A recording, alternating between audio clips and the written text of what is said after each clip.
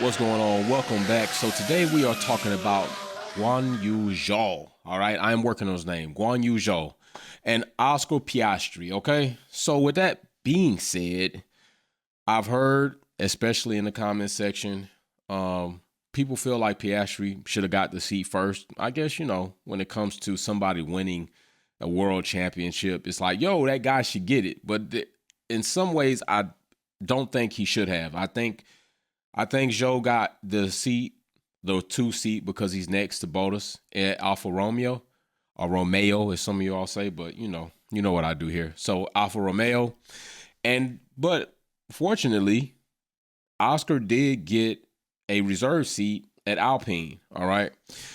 Now, aside from let's just move the whole sponsorship money thing aside. I know that's a big part of it, and yes, that does matter, especially in today's Formula One, where it seems like Formula One is being dictated by a straight market value in any way and all ways possible, it seems.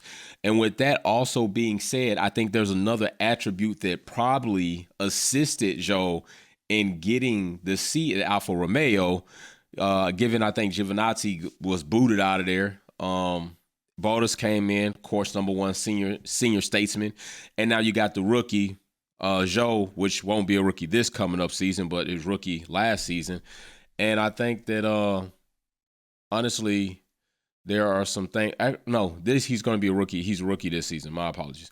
But I think that this is actually cool because I think there's another dynamic that actually worked here, But let's just go over a couple of things first before we get to really my perspective, really my view on why I think, Zhou got the seat over Piastri.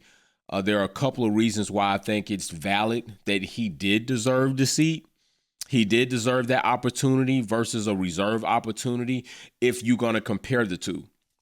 Now, I completely understand people like Piastri. I'm not dissing that.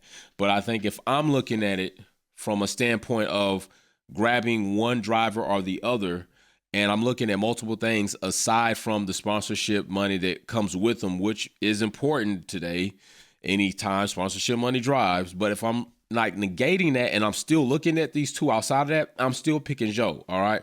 And it's for these reasons right here. First thing I'm going to bring up are these stats. What are these stats? These are the Formula 2 stats. So with that being the case, Formula 2, I understand that Piastri won the world championship. That is great. That is good.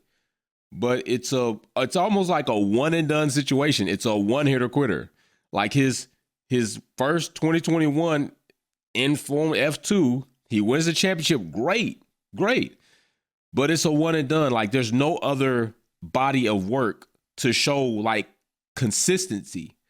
Whereas when it comes with Zhou, he was 2019, 2020, and 2021. He came in third 2021, 2 places behind Piastri. All right, so with that being said, to me, I'm looking at that, okay, he still made podium, right? He still made world championship. He came in third. But he has 2 more years of experience over Oscar. 2 more years, which really is a lot when it comes down to it, 2 more years in a car in F2 coming up. All right. So to me, that does matter. And he also shows now one thing that Zhou shows that Piastri did not have the opportunity to show is almost like what I say when it comes to several comparisons with LeBron James and Michael Jordan. And even when people throw Kobe Bryant into the mix, most people don't even know Kobe was not even drafted. He wasn't even drafted by the Lakers. He wasn't even drafted by the Lakers first. That was a back deal that happened. He got drafted by, I want to say he might have been drafted by Charlotte. I think it might have been Charlotte. And then he was dealt before the actual season started to the Lakers. So he wasn't drafted by the Lakers, but he started playing with the Lakers. Never did Kobe go to another team and show that he could be the catalyst for a change. And if you really look at it, Kobe was born into an all-star team with the Lakers. So then if you even go to Michael Jordan, I don't know what it is about people, it's like Michael committed crimes before he turned 18. He turned 18 and then all those crimes he committed as a minor were absolved and locked away. He starts fresh at 18 years old. Do people forget Michael Jordan was not winning championships his first 5-6 years in the league? He was not winning. He was not winning championships until he got a team behind him. And then after that, he started winning chips. And then he comes back with the Wizards and doesn't really do too much of anything. So keep that also in mind. But with that also being said, Kobe and Jordan share this common thing. They never moved to other teams and showed that they were a catalyst for change. Jordan went to the Wizards and didn't really change anything. Kobe never changed teams, dwindled out. LeBron James has been to 3 different locations and won chips in 3 different locations. But all 3 of those teams were not doing well, and once he came there, he did well. So with me saying that, I don't want to get too much in the NBA. It's just an analogy. Zhou shows a body of work that Piastri did not show in F2. Piastri came and showed, yes, he shows a body of work, but I said he does not show a body of work that Zhou shows in Formula 2, and this is why. 1 year, 1 season, he wins the championship. Great. But where's anything else? What else can you tell from that? Yeah, you can say like, yo, that's championship pedigree. Yeah, maybe. But what else can you grab from that? Can you grab adversity? Can you grab overcoming obstacles? Can you grab any type of sense of progress, rate of progress? No, you can't. If you go to Zhou's 2019, he comes in 7th. 2020, the following season, he comes in 6th. 2021, he takes a 3-position jump and comes in 3rd. I like to see that. I like to see a body of work from somebody who can show me progress, who can show me like leveling up every season. Something this person is doing is revealing itself in his performance to take him up every season. That is something that I'm not getting with Oscar. I don't get to see that. I don't see that. We're looking right here at the stats. You don't see that. So this is one of my reasons why I believe that Zhou deserved a seat. I believe that Guanyu Zhou deserved a seat over Piastri even for this reason alone. But let's go to another dynamic that I think was instrumental in him getting it. Where is Oscar from? He represents, or we'll just say, what does he represent in the sport? Australia. He's Australian. We already have an Australian driver, and he's very well known. Ricardo, Daniel, Ricciardo, however you want to say it. He's well known. All right. With that being the case, Guanyu Zhou is the first Chinese Formula One driver, period. So when it comes to market value, since Formula One, it seems these days, is all about market value, what do? Split the market with Australia? Do you split that market between Daniel and Oscar? Like, you already have that area like supporting Formula One, and they have a driver that they can jump behind. Not saying that they don't represent other drivers, because they do, just like people in America do, but we don't have an American driver in the one seat. But you get what I'm saying.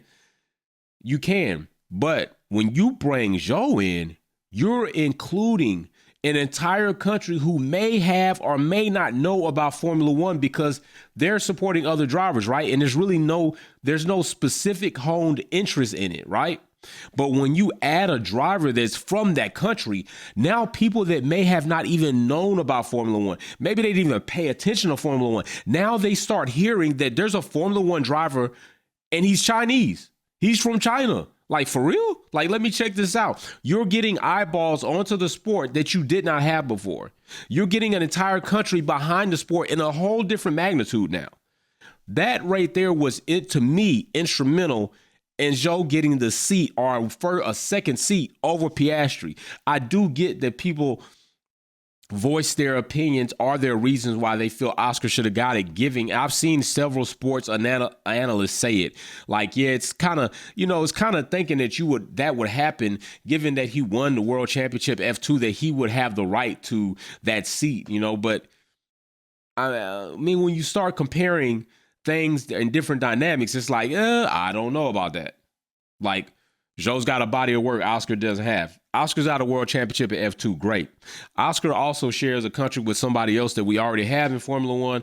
Zhou will be the first person from Chinese to be a Formula One driver, and that's a market that we have not truly exploited yet. That's a big reason. But listen, he's with Alpine.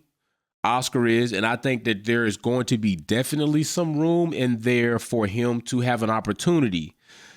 Alonso, I mean, he's getting older. He's been in the sport a long time.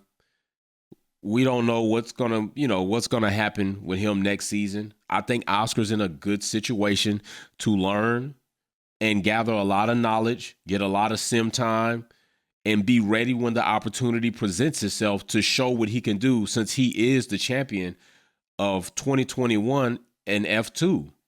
Like, that will be his opportunity. He's able to be involved without being under extreme pressure. When you're in the 1 and 2 seat, you're under way more pressure to perform. You have the ability to cause the cap to be absolved because you're wrecking up shit if you wreck it. So right now he's getting an opportunity to really learn and be in depth, but without under extreme pressure. And I think that's valuable when somebody comes in as a rookie into a sport. If you look at Patrick Mahomes in football, right? He comes in.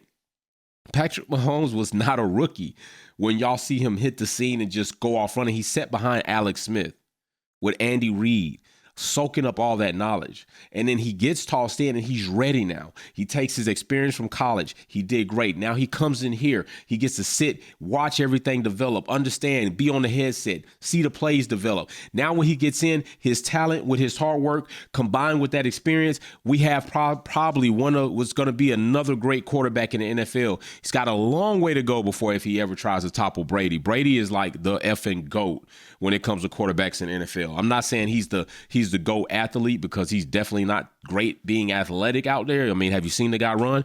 But the fact that rookie quarterbacks, if you pay attention to that, versus rookie quarterbacks that are just thrown into the fire and get eaten alive, they tend to have very rough, if not dead end careers.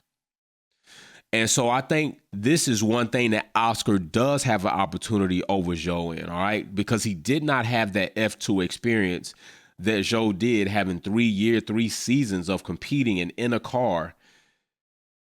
He now gets to sit back and get a little bit more season, a little bit more experience. And who's to say that he doesn't catapult past Zhou once he gets that one seat? I'm not saying that. I'm just saying right now as it sits, I think that it's proper that Guanyu Zhou got the seat for Alfa Romeo.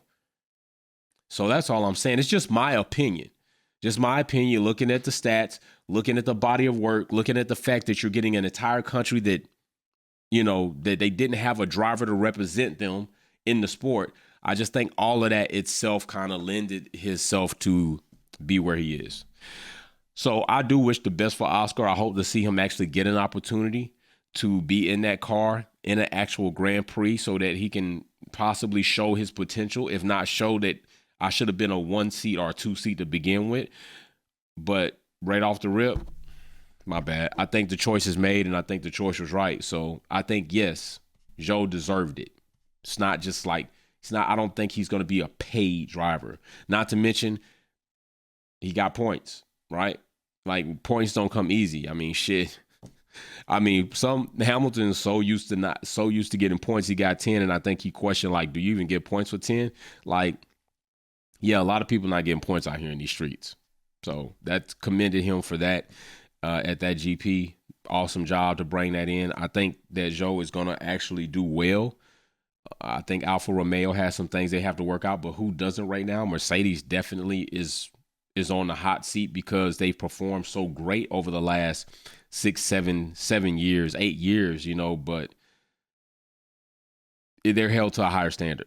And they should be, just as Ferrari should be, just as Red Bull is. So when we see teams like Haas, and I'm not going to even say Aston Martin because I expected a lot more from Aston Martin and I expected a lot more from McLaren, but Haas, Alpine, AlphaTauri, when you see teams like that, we're kind of like, So I think Zhou is in a good seat with Alfa Romeo. Given that opportunity, I think he has room and time to grow.